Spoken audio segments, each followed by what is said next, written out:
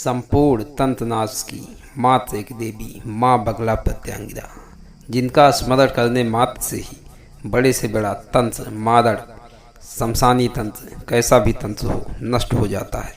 ऐसी प्रचंड शक्ति हैं माँ बगला प्रत्यांगिरा, जिनकी उपासना आराधना कोई भी कर सकता है, कोई भी गृहस्थ कर सकता है, कोई भी साधक कर सकता है।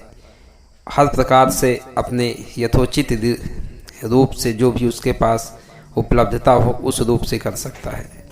लेकिन ऐसा डरा के रखा गया है कि माँ बगला प्रत्यांगिरा की उपासना साधना सबको नहीं करना चाहिए। ऐसा इस प्रकार डराया गया है कि इनकी उपासना साधना करने से व्यक्ति परेशान हो जाता है, उसको दंड मिलता है, भूल हो जाती है तो अनेक प्रकार से विध्वंस होने लगता है। यह बड़ी उग्र देवी हैं। तो ऐसे तरह तरह की भ्रांतियाँ लोगों के मध्य में फैलाई गई हैं कि इनकी उपासना साधना लोग ना कर सकें और लाभ ना ले सकें, क्योंकि जब इनकी उपासना पूजा और साधना जिस घर में होती है उस घर में शत्रुनाश, कैसा भी शत्रु हो, अगर आपको बार बार परेशान कर रहा हो, आपके ऊपर बार बार प्रयोग कर रहा हो, आपके हर कार्य में अड़चन डाल रहा हो, आपके सभी कामों में रुकावट पैदा कर रहा है और आप पे समय समय पर तरह तरह के भूत आदि इत्यादि की शक्तियों को भेजता रहता है, जिससे आपका जीवन अस्त व्यस्त हो रहा है और आपको कानूनी झगड़ों से मुक्ति चाहिए, तो माँ बगला प्रत्यांगिरा का पाठ, इनका मंत्र कवच पाठ, इनके कई पाठ हैं जिनको करने से व्यक्ति के जीवन में इन सब समस्याओं से छुटकारा मिल जाता है। लेकिन व्यक्ति स्वयं करता है तभी जीवन में सब फलीभूत होता है, या वो दूसरे से करवाए। लेकिन इनकी उपासना गृहस्थ बहुत कम ही करते हैं, क्योंकि डरा के रखा गया है लोगों को इस वजह से। लेकिन अगर इनकी उपासना पूजा साधना कोई करता है, कैसा भी तंत्र हो उसके घर पे, कैसी भी प्रकार की तंत्र की समस्या हो, ये तत्काल नष्ट कर देती है। नष्ट के साथ साथ उस तंत्र समस्या को जिसने किया होता है उसी के ऊपर पलट देती हैं। इनका कुछ विशिष्ट प्रयोग होता है। अगर इनका रोज कवच का पाठ भी कोई गृहस्थ करता है या कोई साधक करता है तो उसके ऊपर तंत्र प्रयोग निष्फल हो जाते हैं। कोई भी तंत्र प्रयोग करता है, किसी भी प्रकार का तंत्र प्रयोग हो, अगर वो बगला प्रत्यांगिरा का साधक है, उसने एक उचित संख्या में उनके कवच पाठ को जप किया हुआ है, तो उसके ऊपर से कोई भी तंत्र प्रयोग भूत प्रेत आदि की बाधाएं नहीं होती हैं। अगर वह किसी के ऊपर से चाहे तो उसी के माध्यम से, कवच या स्रोत के माध्यम से, मंत्र के माध्यम से वह तंत्र प्रयोग दूसरों का भी नष्ट कर सकता है और जन कल्याण भी कर सकता है। तो इनका कोई भी स्रोत आदि सिद्ध मुहूर्त में सिद्ध किया जाता है, जो चाहे कवच पाठ हो इनका, चाहे इनका कोई स्रोत हो माँ का, चाहे माँ का कोई मंत्र हो, सिद्ध मुहूर्त में सिद्ध किया जाता है।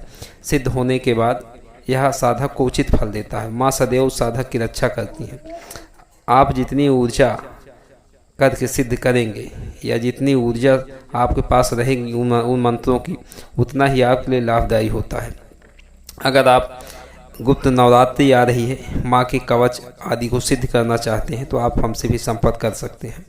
माँ का कवच का एक मंत्र है, ओम प्रत्यंगिराय नमः प्रत्यंगिरे सकल कमान साधे मम रक्षाम कुरकुर सर्वान शत्रुन खादय खादय मारे मारे घातय घातय ओम ह्रीम फट स्वाहा। माँ के इस मंत्र को अगर कोई व्यक्ति एक माला या दो माला भी रोज अपने प्रतिदिन की पूजा में जप करता है तो उसके सारे शत्रु, जितने भी शत्रु हैं, चाहे वो गुप्त हो, चाहे ज्ञात हो, चाहे पारलौकिक शत्रु हो, चाहे ग्रह दोष हो, सभी शांत होने लगते हैं। इतना प्रभाव है इस मंत्र में। और इस मंत्र को अगर विशेष प्रकार से सिद्ध कर लिया जाए, या इस मंत्र के कवच को विशेष प्रकार से सिद्ध कर लिया जाए, तो साधक के जीवन में बहुत से ऐसे दिव्य अनुभव होने लगते हैं और बहुत से ऐसे दिव्य शक्तियाँ उसे धीरे धीरे स्वतः ही प्राप्त होने लगती हैं, जिससे वह जन कल्याण के साथ साथ अपना भी कल्याण कर सकता है। अगर उसका ओरा अत्यंत प्रचंड हो जाता है, अच्छा हो जाता है, तो माँ से ध्यान के माध्यम से वार्ता भी कर सकता है। लेकिन उसके लिए भी एक टेक्निक होती है, वो आना चाहिए आपको। और माँ का जो कवच है वह बहुत ही प्रभावशाली है, वो संपूर्ण शत्रुओं का नाश करता है। अगर कोई कवच का प्रतिदिन पाठ करता है तो उसके अंदर सम्मोहन शक्ति इतनी ज़्यादा बढ़ जाती है कि वह किसके भी समक्ष खड़ा हो जाता है, जिसको भी वह देख लेता है वह सम्मोहित हो जाता है। वह आपके विरुद्ध नहीं जा सकता, आपको पलट के जवाब नहीं दे सकता। इतनी शक्ति होती है माँ के कवच पाठ में। जो भी व्यक्ति इसका पाठ करता है उसके लाभ को वही जानते हैं।